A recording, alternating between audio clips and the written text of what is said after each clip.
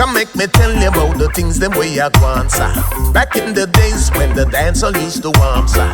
When Clinton Lindsay used to bust them, make them go on, sir. Whole heap of artists Clinton bring come up America. Some never know. Hi, welcome to another episode of Now You Know with Clinton Lindsay.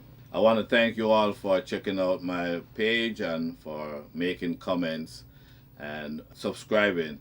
Keep up the good work. I appreciate your support. Today I'm going to be talking about my relationship with Dennis Brown, the Crown Prince of Reggae. Yes, there was a relationship. Not many people knew it, but yes, there was.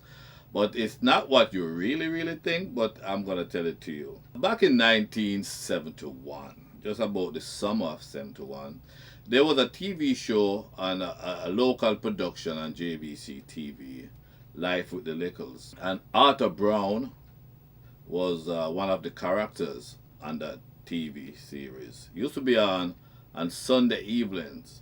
And just like in the 80s when people used to rush home on a Friday night to see Oliver Your Lodge, and a Sunday afternoon, Sunday evening, everybody would gather in front of the TV to watch the series.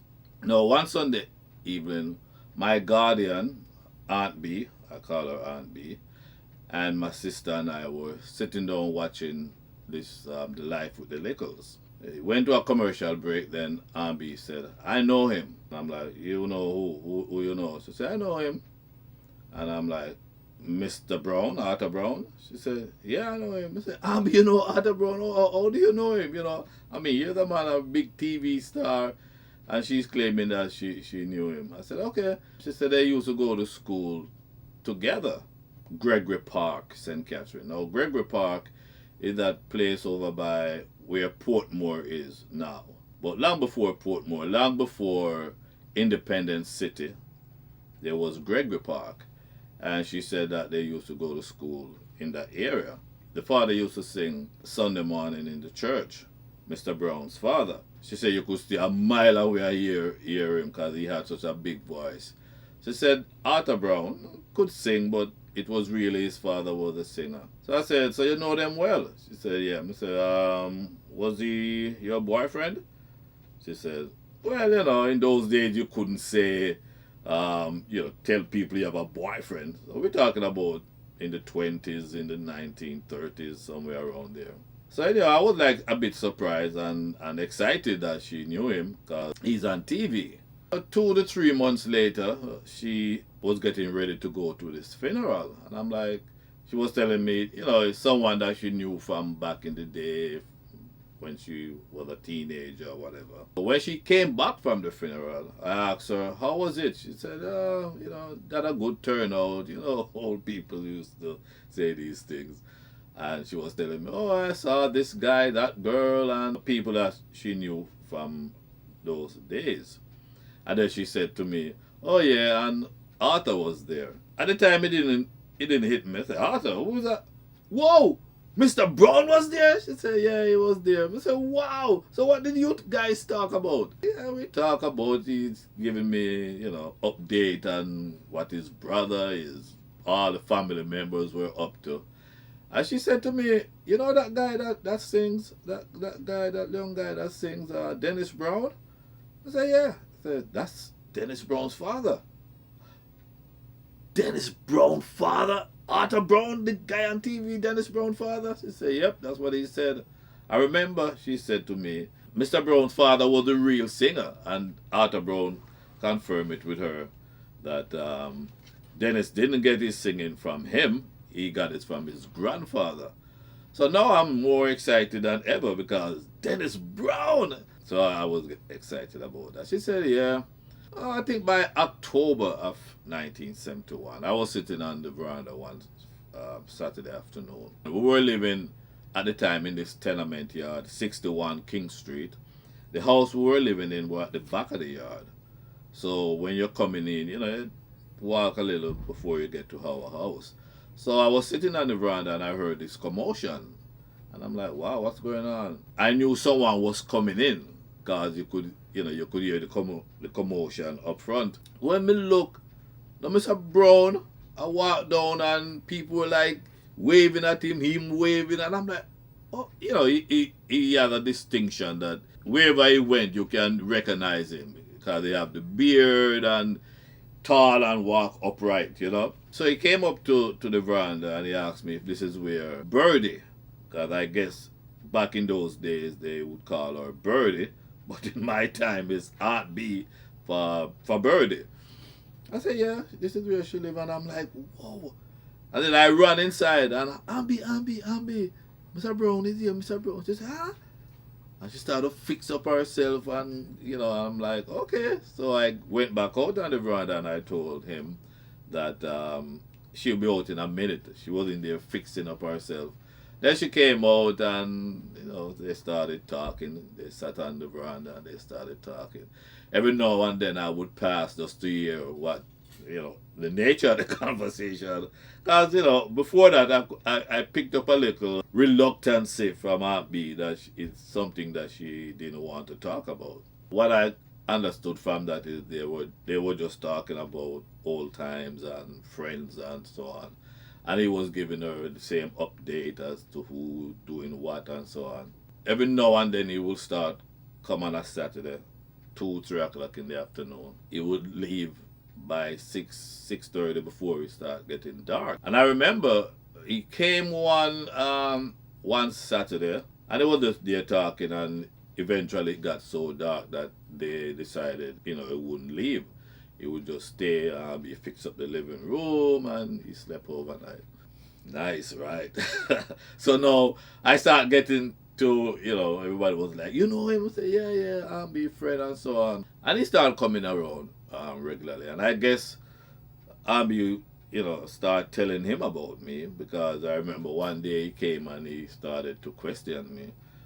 He asked me if I'm going to school and what I wanted to be. And I told him I was interested in the media and I would like to be on the radio. When I told him I wasn't going to school at that time, he said, oh, you need to go to school, education and important. And I said, yeah, I know, but the circumstance why I wasn't in school at that time, that summer of 71, I was supposed to leave for New York. And it didn't work out, and I already left school waving people by and so on. So I was embarrassed to go back. So I didn't go back. So he said, anyhow, he had a friend that had a private school. That's where Dennis was going until he dropped out, he said. And he's got to talk to the friend. I have to be tested. And it's a private school in Kingston, St. Stephen's College. And the headmaster, the guy that does it all, was a man called Mr. Ricketts. So he said he was going to check with Mr. Ricketts and see, I have to go in and be tested. And he would have Mr. Ricketts admit me to the school if I passed the test. Went in, passed, and I remember I was going to start the semester in January. So in the meantime, Mr. Brown just keep coming back and forth. So I heard him asking Abby if she would want to come. There was a pantomime that's going to be open in Jamaica. New pantomime, they open on Boxing Day each year, December 26th. And I heard him asking Ambi if she would like to come, and I'm like, Ambi, yes, Ambi, yes. And she said, okay, because I've never been to a pantomime, and this is Mr. Brown. I want to be, amongst these people. So anyway, he told us how to get to. It was the Ward Theatre in downtown Kingston by Parade. And he told us how to get there. When we get there, you must wait at the bus stop and he will come and pick us up. We took the bus that runs on Spanish Town Road, drop us right across from the theatre, I believe it was. So eventually, about 10-15 minutes, that was him, he came. He didn't take us through the front door, he took us through the back, because I remember going through this maze of doors. And when we got into the theatre, we were on the second floor, looking down, and I'm like, wow. In the play, there were Louis Bennett, Ronnie Williams, Leonie Forbes, and I remember this young girl, I used to see her on TV a lot, Faith Diagula. She was like the main singer. I don't remember the name of the pantomime, but it involves a lot of singing. So I went there, and that was my first pantomime. Then the next thing he asked me if I wanted was to come to the JBC to see how the TV show is done. And I'm like, sure, who would give up an opportunity like that? He told me again how to take the bus, and I should get off somewhere on Washington Boulevard. And he came in a cab and took me to this house. Don't know what city or what the name of the place, but it was off Washington Boulevard. When we went to the house, Dennis Brown was just leaving that Sunday afternoon, and Mr. Brown said, "Oh, Dennis, meet Clinton. My friend in Spanish Town is taking care of him." And me and Dennis waved at each other. That was it. He left. Another person that was there at the house was just in the process of leaving. Was Ralston McKenzie from RJR Radio.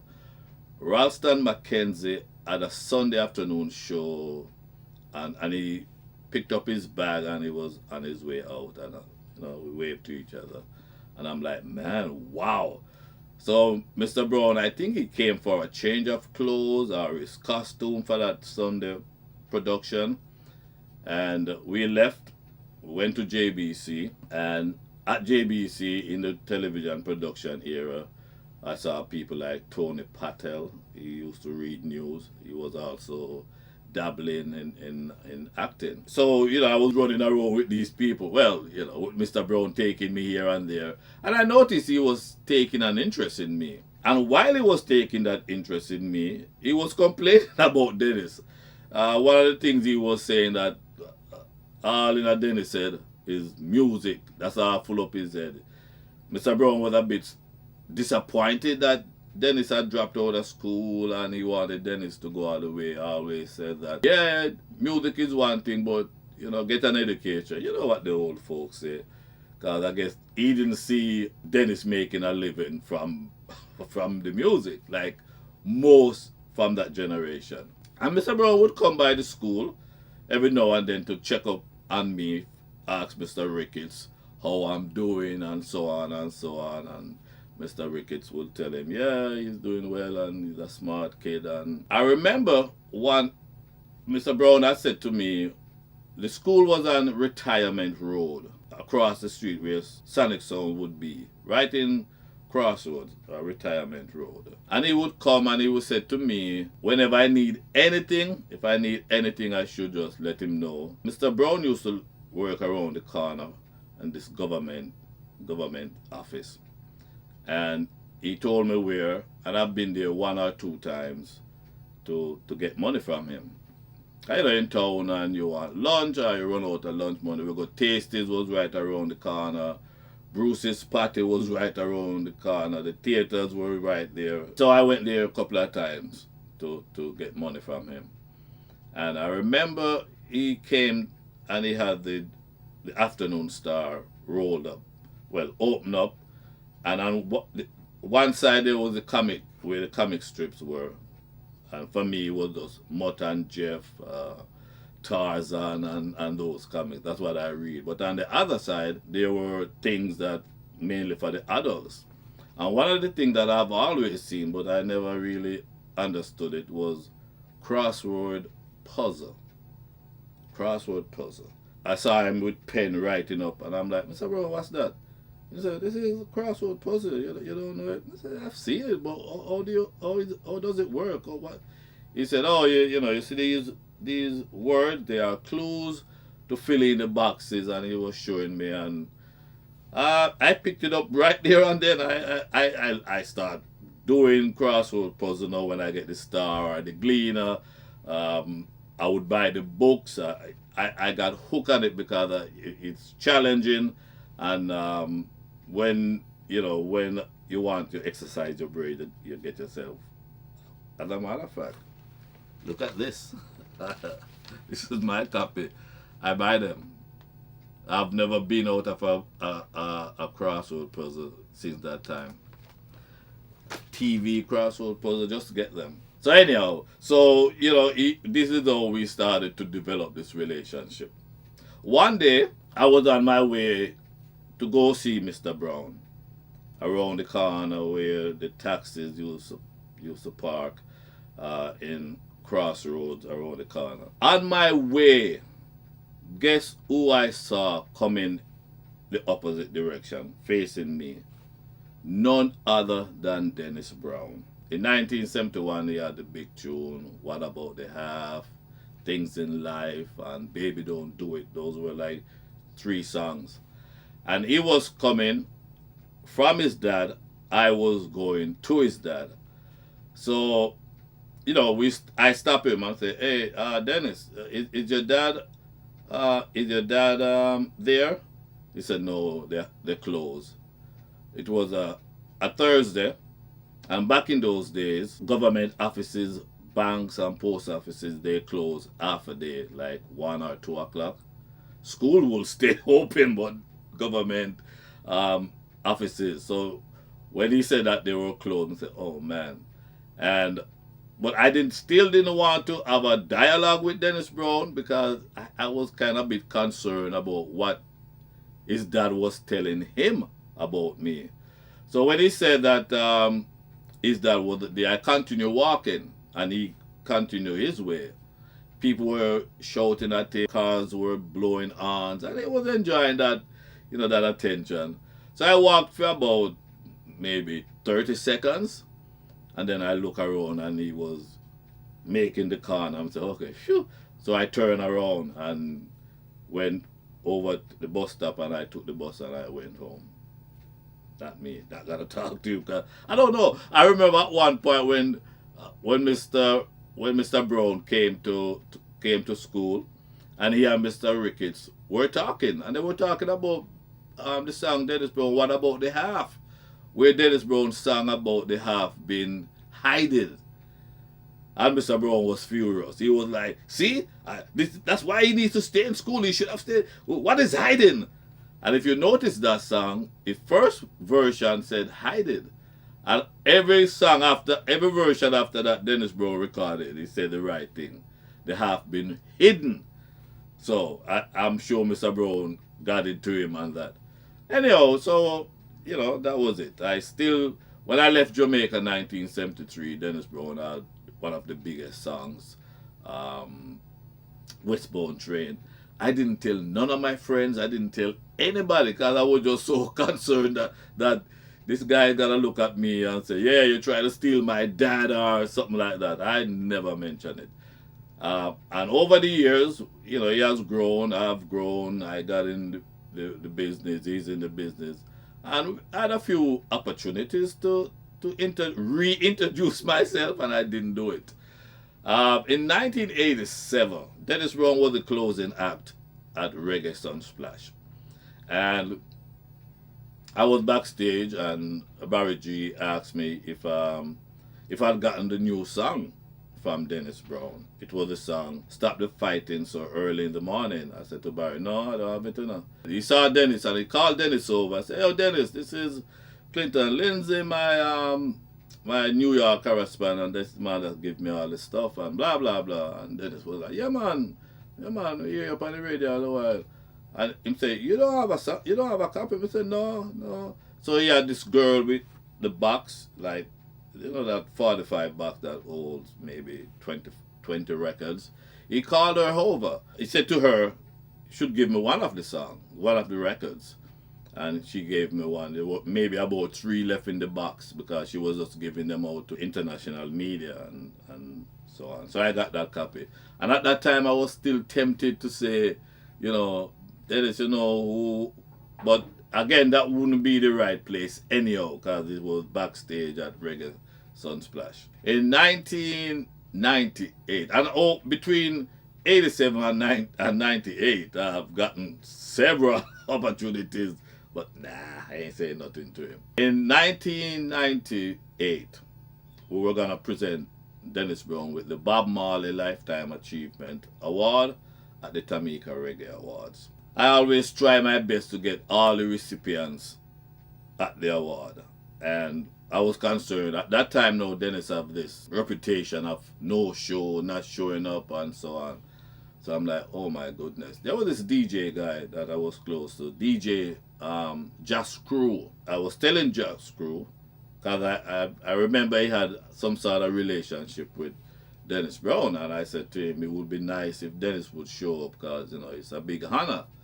And Josh Crew said, you want Dennis there? I said, yeah, what you mean? He said, yeah, man, I can make arrangements. I said, come on, Josh Crew, you can make. He said, yeah, man, Dennis tight and him can explain. Him said, tell me what it is and I'll tell him and I can get him to go. I said, all right. So I told him what it was, and then he called back later and said, Dennis is excited and him really. I said, really? Dennis wanted to be there.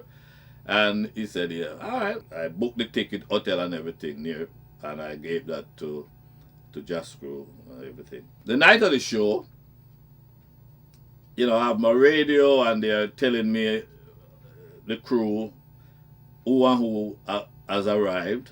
And all my mind, it was still Dennis Brown because I was like a bit, not sure, uncertain about him being there. Even though, Jascrew guaranteed me he's gonna be there.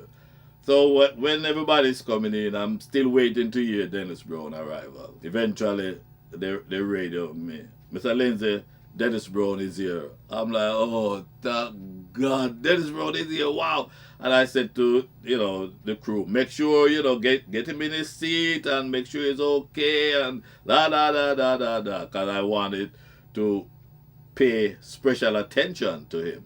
When the time came for the presentation, I think it was Earl Chin that made that presentation, Lifetime Achievement Award to Dennis Brown. Dennis Brown walked on the stage.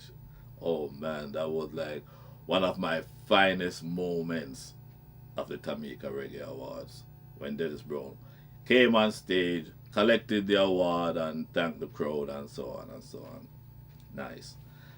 After the show, everything, when I straightened out everything and, was free to leave the theater, it was at the, this particular Tamika Awards was at the Avery Fisher Hall in on Broadway in Manhattan. Big place, nice place, and that's where it was. So after the show, I went to the hotel for check-in and everybody, and I knew what room Dennis was in, so I went and I knocked the door and he opened the door. It was in a little robe thing, like robe, and he said, yes, big man, I said to him, can I talk to you? He said, sure, and he invited me in. He was telling me really him appreciate the award and wishing me all the best with it, and it's a good thing I'm doing, blah, blah, blah, blah, blah, blah. And I said, sure. Now, I have the nerves now to really, really just me and him one-on-one. I said, Dennis, you don't remember me, do you? He said, no. I said, oh, is your dad? He said, Pop's all right, Pop's fine, man, Pop's fine. I said, Dennis, you remember your dad was seeing this lady in Spanish Town, and that lady had this one look at me, not even a good 5 seconds. That is, oh, are you? I'm like, He said, oh, are you? He remembered that moment. He remembered those days. He said, oh, are you? I said, yeah, it's me. He said, no, man, Pops always been talking about you, man. Pops talk about you. I say, yeah, it was very, it was very close to me. And when you see him say hello, I'm doing okay. He asks about how is that, how is the lady doing? I said, she's fine, she still lives in Spanish Town and she's okay. It was such a good moment for me because by the following year, July 1st, 1999, Dennis Brown passed away. So I was able to, at least, I got the opportunity to tell him who I was, and he remembered within seconds. Oh, are you? So, a lot of people don't know this part of it, but I am telling you now my story, and that's the way it is. I know, now you know. Thanks for watching, and don't forget to subscribe and share and leave your comment. Until next time, you take care. Now you know with Clinton Lindsay. Clinton Lindsay, a promoter. Bring up the biggest set of artists from Jamaica. Like Super Cat and Mr. Early be the doctor. Only for artists, no for them, me can't remember. Who can remember when them used to keep Jamaica? The kind of show that used to give out no for water. To reggae artists.